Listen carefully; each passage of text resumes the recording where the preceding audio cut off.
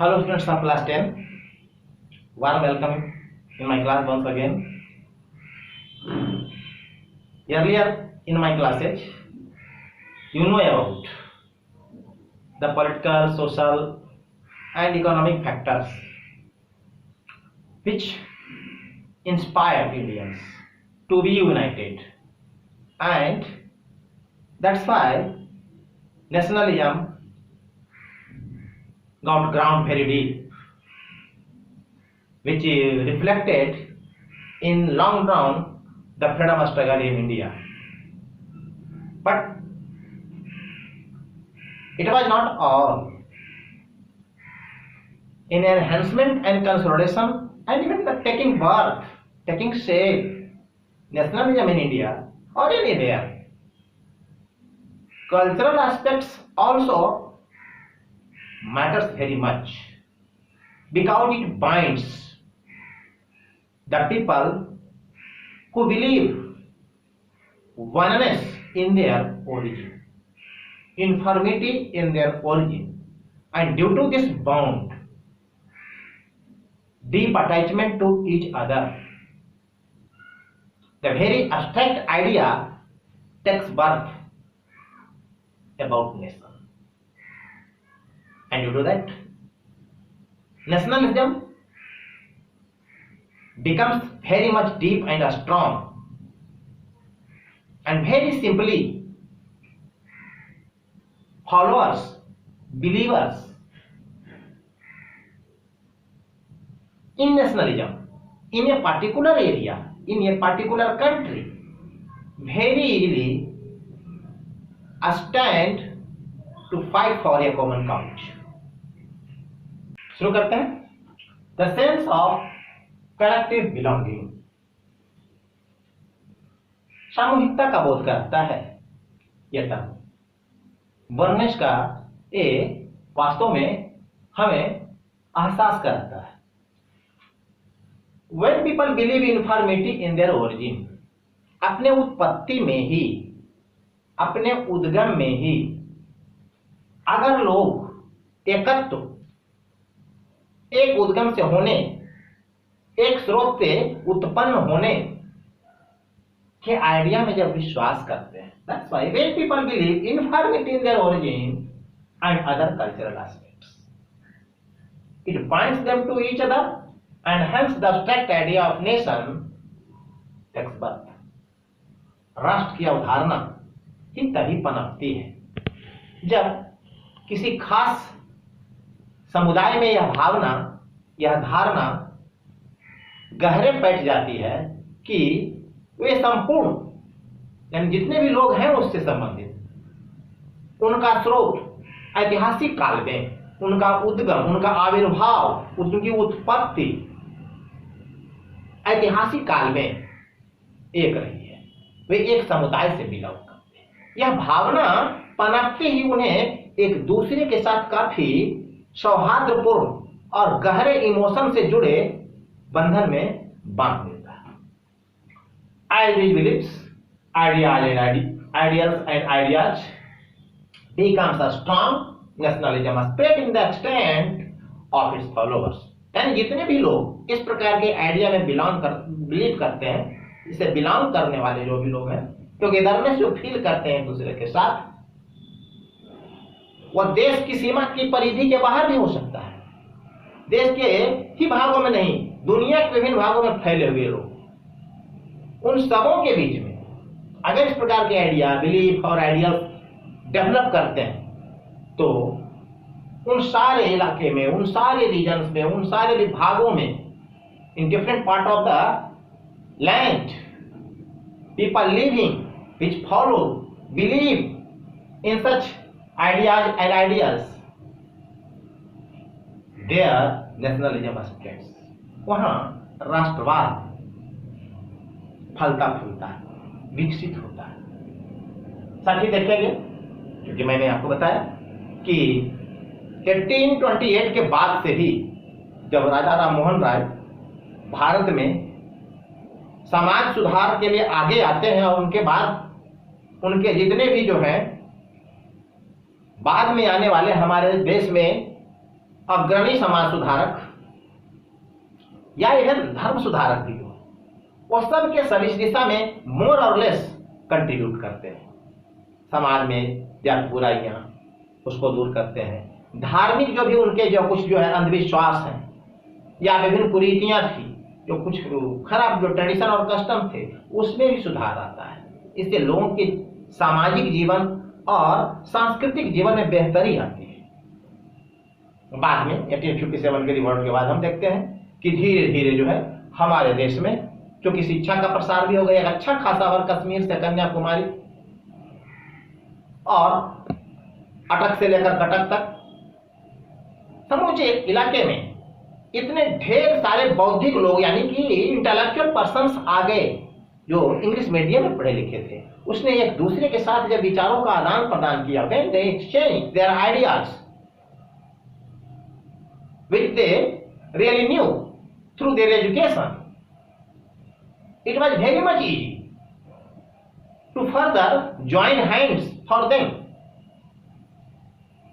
and which ultimately transformed into the political awakening in India.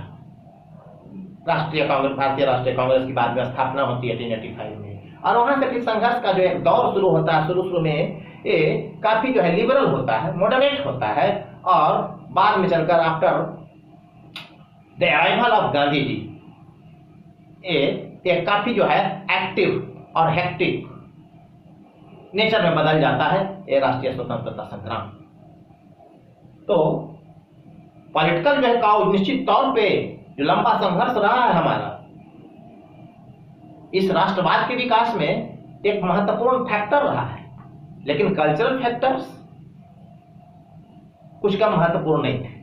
उसके पूर्व हमने देखा जैसे कि सोशल फैक्टर्स भी काफी मजबूत थे, काफी सहायक सिद्ध हुए, और थ्रू आउट इकोनॉमिक फैक्टर जो है लोगों को जोड़ने में, क्योंकि every person in India was exploited deeply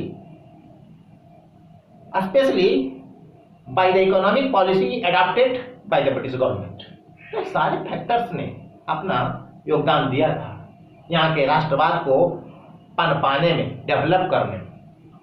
Undoubtedly, United Struggle for Independence in India proved a major factor in a spread of nationalism.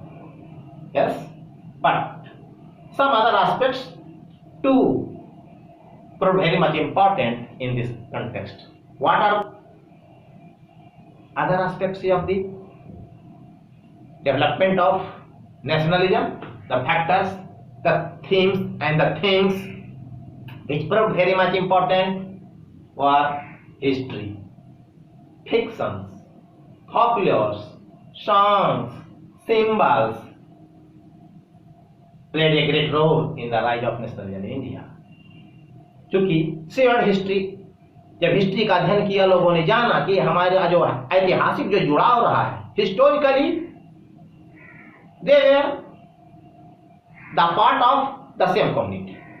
So now today also they should getting together fight for the freedom of the country.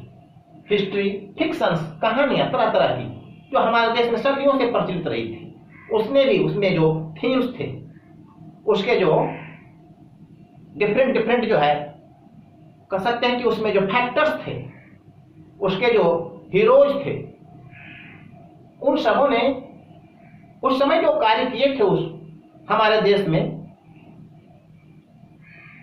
वो एक प्रेरणादायक inspiring factor के रूप में लोगों के सामने आया। तरह तरह के जो लोकगीत भारत के विभिन्न भागों में डिफरेंट कम्युनिटीज के बीच में लोकल जो है स्तर पर ये जो सदियों से प्रचलित थे, उसने इसमें अपूर्व योगदान दिया। Those are the folklores that means ओ किंवदंतियां, कहानियां जो काव्यात्मक रूप में गाई जाती रही है, उनके लिरिक्स काफी लोकप्रिय रहे हैं विभिन्न क्षेत्रों में। वो अगर हम हिंदी भाषी क्षेत्र में अगर कहें तो कहीं मैथिली में है, तो कहीं जो है ब्रजभाषा में है, तो कहीं अवधी में है, कहीं मगही में है, कहीं अंगिका में है, ढेर सारे ऐसे फोकलोर्स हैं। बांग्ला भाषा में भी, हर भाषा में, वो कन्नड़ हो, या मलयालम हो, उड़िया हो, या मराठी हो, ऐसे फोकलोर्स की हमारे देश में भरमार थी। हाँ, उनको कलेक्ट करके एक दूसरे के साथ इंटीग्रेट करने वाला कोई नहीं था निश्चित तौर पे, लेकिन अब यह काम होने लगा। सॉन्ग्स एंड सिंबल्स जो विभिन्न प्रकार के गीत रहे, उसमें बैलेट्स वगैरह भी थे। महाराणा प्रताप या पृथ्वीराज चौहान या और दूसरे आल्हा उदल, इस प्रकार के ढेर सारे हीरोइक जो पर्सन्स थे हमारे हिस्टोरिकल पीरियड में, उनसे संबंधित जो वीर गाथा वीर काव्य थे वो लोगों की जुबान पे आए और उसने लोगों में एक उत्साह जगाने का काम तो किया ही, एक दूसरे के साथ जोड़ने का काम भी किया। सिंबल्स शुरू से ही हमारे देश में यूज होते रहे, इसलिए तो कह सकते हैं कि मानव सभ्यता जब से विकसित हुई है तब से सिंबल यूज होता रहा है। और ये हमारे देश की एक अनूठी प्रकृति रही है कि सदियों पुराने सिंबल्स भी आज भी हमारे यहाँ, हमारे घरों में, हमारे विश्वासों में वही महत्व रखते हैं जो आज के हजारों साल पहले था। So that's why history, fiction, folklore, songs and symbols played a great role in the rise of nationalism in India। और ये नेशनलिज्म जो वास्तव में शेप कर रहा था, आकार ले रहा था, ये मजबूत हो रहा था, उस समय ही कुछ और विशेष हुआ। बंगाल जो कि वास्तव में इंटेलेक्चुअल जो है ग्रोथ का इंटेलेक्ट सेंटर रहा था हमारे देश में, वहां के बहुत सारे लोग इस क्षेत्र में काफी आगे आए। उन्होंने आगे बढ़कर इस कह सकते हैं कि रिवॉल्यूशन को, कल्चरल जो रिवॉल्यूशन है उसको लीड किया। Now nation came to be seen in image of Bharat Mata. राष्ट्र को एक काफी डेलिकेट और ब्यूटीफुल आकार दे दिया गया और वह भारत माता के रूप में मूर्तिमान हुई। ये जो प्रथा स्टार्ट होती है, जो है ना सिस्टम कस्टम जो स्टार्ट होता है बंगाल में, है ना, बंकिम चंद्र चट्टोपाध्याय, जिन चटर्जी ही बंकिम चंद्र चटर्जी भी कहते हैं, created the first image of Bharat माता। भारत माता की पहली इमेज इस महान जो है क्रांतिकारी और इंटेलेक्चुअल पर्सन ने इस देश को दिया। ठीक है कि बंगाल में ये पहले अस्तित्व में आया, लेकिन जैसे ही ये पॉपुलर होता है तो देश के विभिन्न भागों के आर्टिस्टों ने अपने अपने इलाके में अपने अपने ढंग से इस भारत माता को और उनकी छवि को गढ़ा, उसको शेप दिया एक नए रूप में। Various other artist portrait Bharat माता इन डिफरेंट फॉर्म्स। और इस तरह से भारत माता जो अब एक डेलिकेट लेडी, गरिमामय, डिग्निफाइड, संपूर्ण भारत और भारतीयता के लिए सम्माननीय एक प्रतीक के रूप में सामने आई, जिसके सामने हर कोई सर झुकाने को तैयार था। एक ऐसा एक बाइंडिंग फोर्स हो गया जिसने राष्ट्रवाद को काफी गहरे और काफी जो है कह सकते हैं कि सशक्त रूप में हमारे यहाँ मजबूत किया। हिज हाइम्स टू मदरलैंड यानी कि बंकिम चंद्र चट्टोपाध्याय ने एक पुस्तक लिखी आनंद मठ, और उस आनंद मठ में उसने वंदे मातरम एक गीत लिखा, और ये गीत कुछ इतना ही लोकप्रिय हो गया कि जहां कहीं भी राष्ट्रीय आंदोलन में क्रांतिकारियों ने मार्च किया, रैली निकाली, कोई भी प्रदर्शन किया, उसमें इस वंदे मातरम को सबसे पहले मंगलाचरण के रूप में, यानी कि शुरुआत में जो हम लोग स्टार्ट करते हैं, शुरू करते हैं कोई कार्यक्रम, तो कार्यक्रम शुरू करने में जो सबसे पहली प्रस्तुति होती है, जो सबसे पहला जो रिचुअल होता है, उस रिचुअल के रूप में वंदे मातरम को गाया जाने लगा। यानी कि his hymns to be motherland, Vande Mataram began to be sung widely in the national movement. और इस तरह से इस प्रकार के जो भारत के विभिन्न भागों में प्रयास किए गए डिफरेंट पर्सन्स के द्वारा, इसने लोगों में जुड़ाव, एकता के बंधन को और मजबूत किया, और इसने राष्ट्रवाद को काफी गहरे तक भारतीयों के हृदय में, मनोमस्तिष्क में स्थान स्थापित करने में महत्वपूर्ण भूमिका निभाई। इसके आगे हम देखते हैं दूसरे स्लाइड में। और जैसा कि मैंने कहा कि भारत में जो सोशल और इकोनॉमिक साथ ही साथ पॉलिटिकल अवेकनिंग का लंबा दौर रहा, ठीक उसी के साइमल्टेनियसली कल्चरल अवेकनिंग का भी एक लंबा दौर रहा। And during this long period of this cultural awakening, cultural enrichment, different centers in India like Bengal, Maharashtra, Punjab and Tamil Nadu really performed wonderful job under the local scholars, poets and different lords. Among those, अगर हम देखें बंगाल में, जो कि हमेशा से innovations का, खास करके देखेंगे फ्रीडम स्ट्रगल 1828 से जो स्टार्ट होता है, उसके बाद से 1947 तक का जो दौर है, उसमें innovations in different aspects of the life started very quickly and quite earlier in Bengal। और यहाँ कई राष्ट्रीय और अंतरराष्ट्रीय कवि, वैज्ञानिक, समाज सुधारक इस काल में हुए, जिन्होंने अपना योगदान इस कल्चरल अवेकनिंग में दिया, काफी महत्वपूर्ण योगदान। अगर उनके योगदान को देखें, इसे हमने देखा कि बंकिम चंद्र चट्टोपाध्याय, चटर्जी उनको बोलते हैं, ने जैसे अपना योगदान भारत माता के पोर्ट्रेट के रूप में जो उसने दिया, वंदे मातरम का उनका जो गीत जो है कंपोज किया हुआ, वो समूचे देश के स्तर पर लोगों के लिए मंत्र वाक्य बन गए। स्वतंत्रता संग्राम में एक प्रेरक जो है वास्तव में गीत बन गया। ठीक वैसे ही Rabindranath Tagore began collecting ballads, ballad वीर गाथा से विभिन्न हमारे देश में काल में विभिन्न वीर हीरोइक वर्क्स उन्होंने किए हैं। महाराणा प्रताप, शिवाजी जैसे लोग तो लोकल स्तर पर, स्थानीय स्तर पर जो इस प्रकार के हीरोइक काम करने वाले जो लोग रहे हैं, उनके सम्मान में, उनके प्रेज में जब भी कोई गीत लिखा जाता है, कोई काव्य लिखा जाता है, और खास करके वो इस रूप में उसे संगीतबद्ध किया जा सके, वो बैलेड होता है। सो ये वीर गाथा वास्तव में जो है वीर काव्यात्मक ढंग से वीर गाथाएं जो है गाई जाती है बैलेट्स में।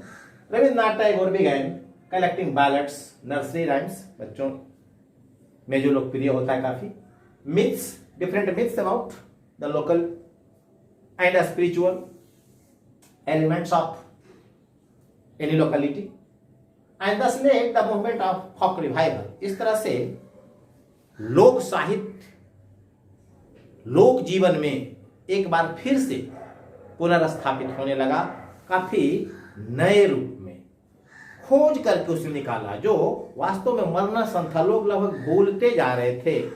वो किताबों की बात रह गई थी, पुराने समय में कुछ लोगों ने लिखा, गाया, लोकप्रिय हुआ, बाद के वर्षों में विपरीत स्थितियों में यह समाज में बहुत अधिक प्रचलित न रह सका था। इन्हें फिर से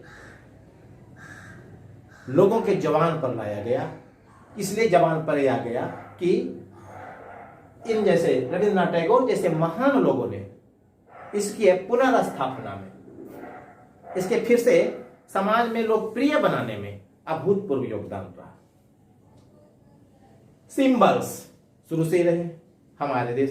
जब मनुष्य ने वाणी में भाषा का जो है वास्तव में आविष्कार नहीं किया था, उसके पहले भी ये सिंबल्स यूज होते आ रहे हैं। ये हमेशा से प्रेरक तत्व तो रहे हैं मानव समाज में, हर मानव सभ्यता में विभिन्न रूपों में रहे हैं। ठीक वैसे ही भारतीय समाज में भी symbols like flag sought to inspire people for spread of nationalism, राष्ट्रवाद के प्रसार में झंडे जैसे प्रतीकों ने भी लोगों को काफी प्रोत्साहित किया। Now national leaders began to identify the power of icon and symbols यानी ये जो इस प्रकार के सिंबल थे, फ्लैग थे या कोई दूसरे प्रकार के सिंबल ये यूज किए गए। साथ ही साथ ये जो लोकल हीरोज थे या इवन जो है राष्ट्रीय स्तर पर जिनको मान्यता प्राप्त जो है वास्तव में हीरो के रूप में लोग जानते आए थे, उनके बारे में फिर से अधिक जानकारी लोगों को विभिन्न है ना मंचों पर दिया जो जाने लगा। इसने राष्ट्रवाद के प्रसार में काफी योगदान दिया, क्योंकि इसने पैट्रियोटिज्म जगाया लोगों में, बांधा एक दूसरे से लोगों को, देश के विभिन्न हिस्से में रहने वाले लोगों को। जैसा कि हम पहले भी देखे कि 1905 में जो हमारे यहाँ स्वदेशी मूवमेंट हुए थे, खास करके in against the partition of Bengal, तो उस समय जो मूवमेंट हुए थे उस समय भी बंगाल में आंदोलनकारियों ने ट्राई कलर को यूज किया था, तिरंगा लहराया गया था बंगाल में स्वदेशी मूवमेंट के दरमियान। हालांकि इसका जो रंग था red, green and yellow, the colour was where red, green and yellow, इस प्रकार से बना ये तिरंगा था। व्हाट डिजाइन विच कंटेंट, और इस तिरंगे में 8 लोटस जैसा 8 कमल representing 8 provinces of British India. उस समय अब जैसा कि जानते हैं पूरा इंडियन टेरिटरी जो है 2 भागों में बटा था। एक डायरेक्टली ब्रिटिश रूल टेरिटरी था जिसे ब्रिटिश इंडिया कहते थे, और एक इनडायरेक्टली जो क्राउन के तहत सिर्फ आता था, वायसराय का जो है वास्तव में उस पर कोई अधिकार नहीं था, वो देशी रियासतों के अंतर्गत में। तो जो ब्रिटिश राज में था यानी ब्रिटिश इंडिया कहलाता था, वो सुविधा के हिसाब से प्रशासन के लिए उसको 8 भागों में बांट दिया गया था। जो 8 प्रोविंसेस थे उनको रिप्रेजेंट करने के लिए स्ट्राइक कलर में इन स्वतंत्रता संग्राम के लोगों ने या स्वदेशी मूवमेंट के लोगों ने तो 8 का जो है लोटस उसमें रिप्रेजेंट किए, शो किए, एंड एक क्रेसेंट मून, और एक क्रेसेंट मून भी।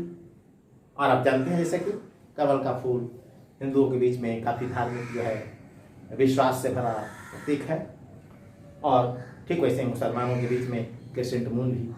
तो इस तरह से दोनों के धार्मिक जो है भावनाओं को संजोते हुए इस झंडे में स्थान दिया गया था उनको, ताकि अधिक से अधिक लोग इस झंडे के साथ अपने आप को एकाकार यानी जोड़ कर देख सके, इससे उत्प्रेरित हो सके, प्रेरणा ले सके, है ना, इंस्पायर हो सके। और हुए भी, काफी लोकप्रिय हुआ ये पार्टीशन ऑफ बंगाल के अगेंस्ट में जो स्वदेशी मूवमेंट था, और उनके आप जानते हैं कि 1912 में इसको वापस ले लिया गया।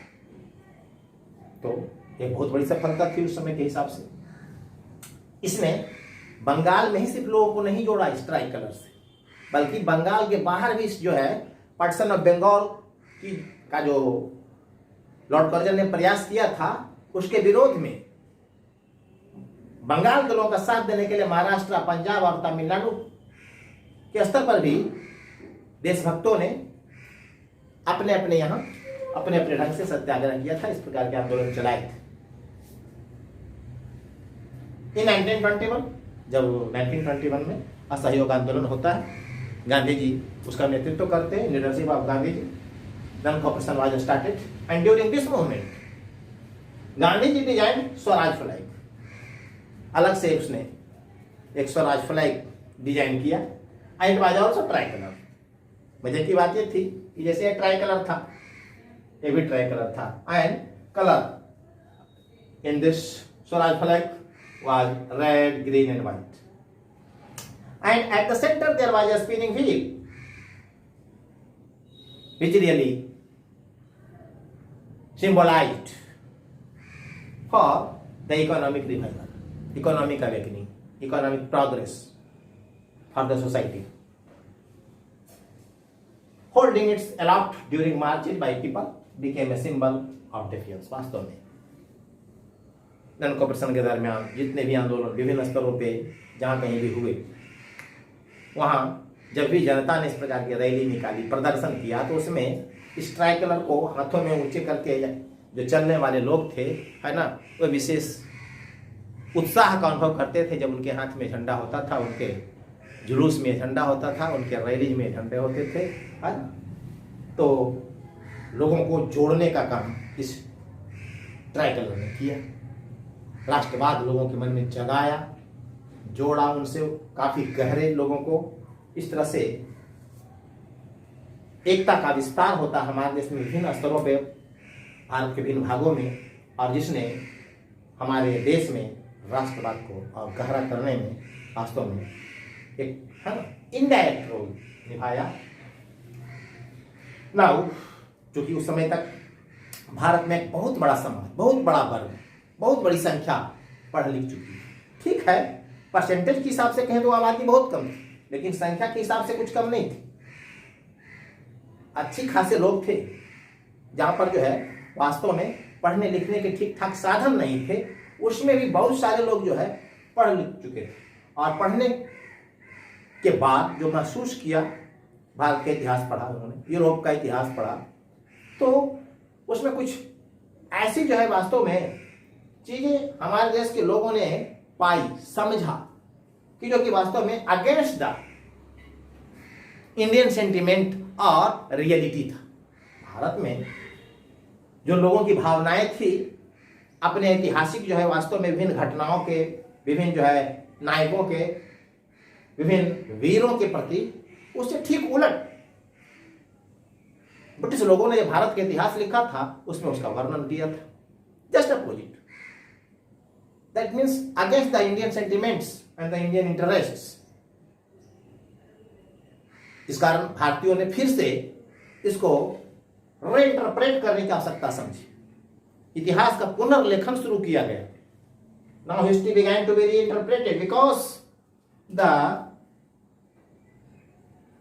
British showed Indians in its history books primitive, backward, and lack of administrative skills। भारतीयों पर अंग्रेजी शासन थोपकर ब्रिटिश इतिहासकार यह हमेशा शो करते आए थे इतिहास की किताबों में कि हमने तो भारत के लोगों पर बड़ा उपकार किया।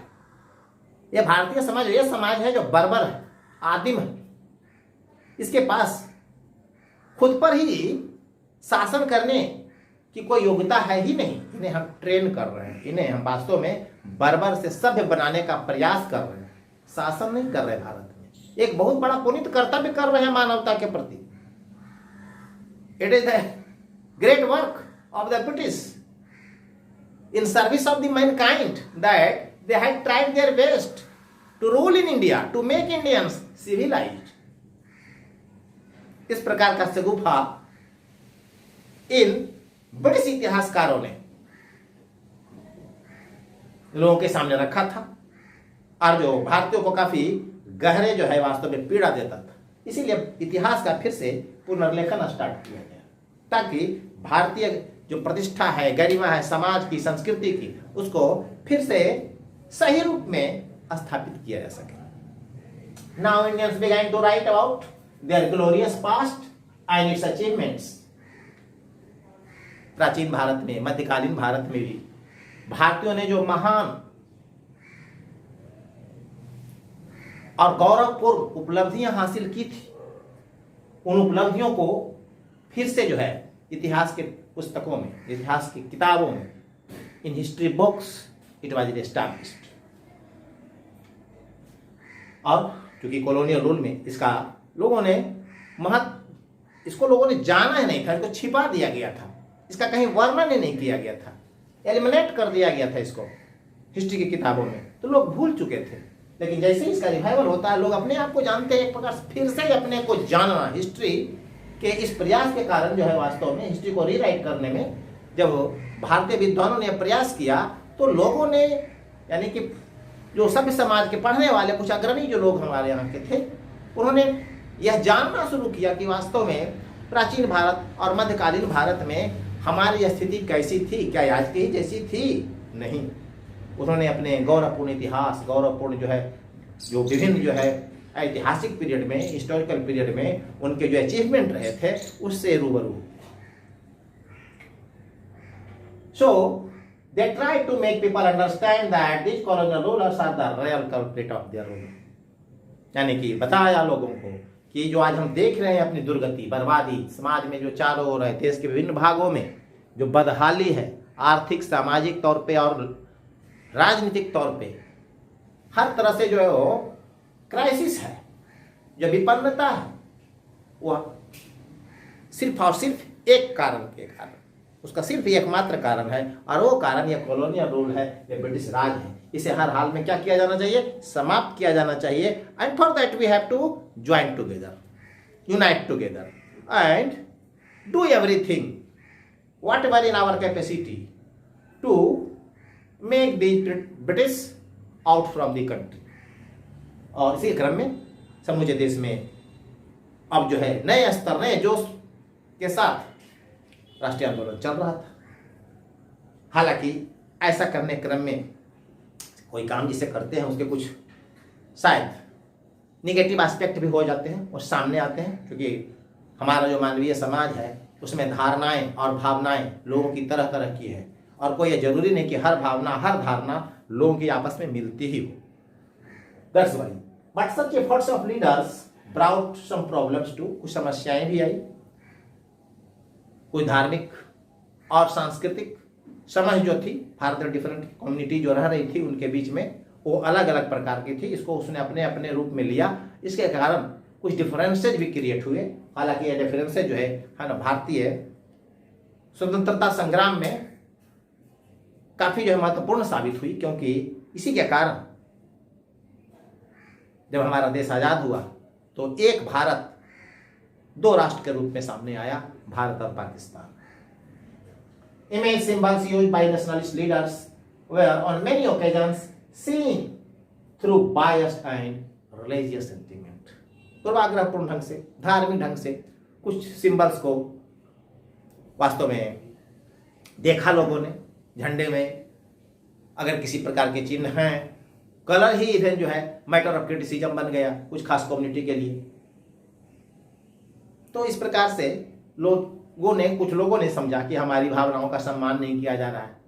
किसी ने यह भी समझा कि कोई जानबूझकर ऐसा कर रहा है। इसके कारण एक ड्रिफ्ट क्रिएट हुआ, नो डाउट। हालांकि कुल मिलाकर अगर कहें तो we can say that keeping aside all such differences, Indian fought against British successfully for the freedom.